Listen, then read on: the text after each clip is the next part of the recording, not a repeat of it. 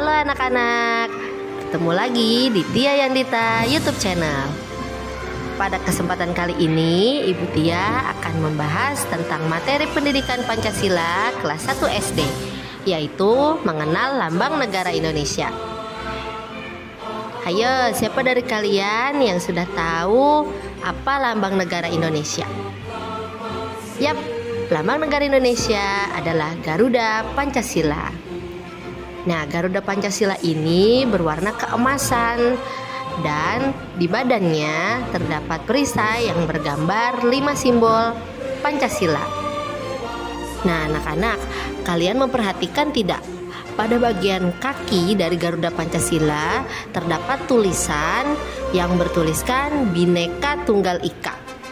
Adakah dari kalian yang tahu apa arti dari Bhinneka Tunggal Ika? Ya, betul sekali. Artinya adalah berbeda-beda tetapi tetap satu, yaitu memiliki arti kita sebagai warga negara Indonesia walaupun berasal dari suku, agama, dan kepercayaan yang berbeda-beda harus tetap bersatu sebagai warga negara Indonesia. Baik anak-anak, sekarang kita akan membahas jumlah bulu pada bagian badan, ekor, dan sayap dari Garuda Pancasila. Ada fakta menarik loh nak mengenai jumlah bulu ini. Jika kalian perhatikan bahwa jumlah helai bulu pada sayap Garuda terdapat 17 helai. 17 ini berasal dari tanggal hari kemerdekaan Indonesia. Dan jumlah helai bulu pada bagian ekor terdapat 8 helai yang diambil dari bulan kemerdekaan Indonesia, yaitu bulan ke-8, bulan Agustus. Lalu selanjutnya bulu pada bagian kaki Garuda Pancasila terdapat 19 helai. Ditambah bulu di bagian leher terdapat 45 helai, menjadi 1945 yang berasal dari tahun kemerdekaan Indonesia. Nah, setelah digabung menjadi 17 bulan 8 tahun 1945 atau 17 Agustus 1945, tanggal kemerdekaan Republik Indonesia.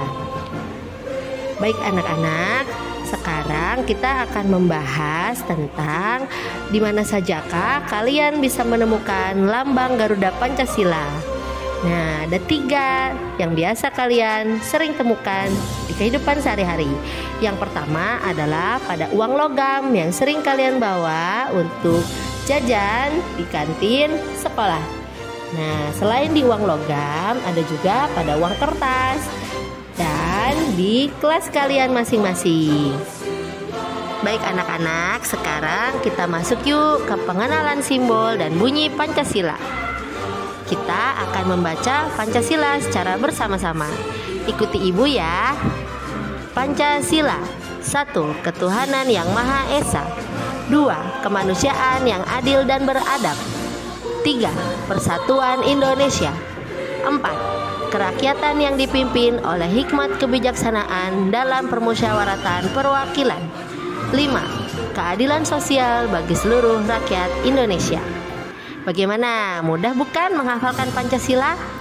Nah, sebagai warga negara Indonesia yang baik, kita harus menghafalkan Pancasila dan mengamalkannya dalam kehidupan sehari-hari. Baik anak-anak, seperti yang sudah Ibu utarakan sebelumnya bahwa terdapat 5 simbol Pancasila. Yang pertama bintang emas, yang kedua rantai, yang ketiga pohon beringin, yang keempat kepala banteng, dan yang kelima padi dan kapas. Kita bahas satu-satu yuk mengenai simbol-simbol tersebut. Simbol pertama adalah bintang emas. Simbol ini adalah simbol dari sila pertama Pancasila. Simbol ini berwarna keemasan dengan latar belakang berwarna hitam. Kita lanjut yuk ke simbol sila Pancasila kedua, yaitu rantai. Rantai ini berwarna keemasan dengan latar belakang berwarna merah. Nah, mata rantai berjumlah 17 buah dan mata rantainya berbentuk kotak juga bulat. Lanjut ke simbol sila ketiga Pancasila, yaitu pohon beringin. Pohon beringin ini berwarna hijau dan hitam, memiliki akar gantung, juga latar belakang yang berwarna putih.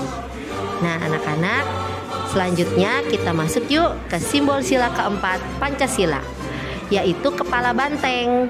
Kepala banteng berwarna hitam dan putih dengan latar belakang berwarna merah. Nah, sila yang terakhir adalah sila kelima dengan simbol padi dan kapas. Padi berwarna kuning, sedangkan kapas berwarna putih dan hijau. Latar belakang dari simbol ini adalah berwarna putih.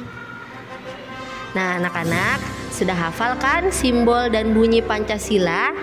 Nah, sekarang kita masuk yuk ke penerapan sila-sila Pancasila dalam kehidupan sehari-hari.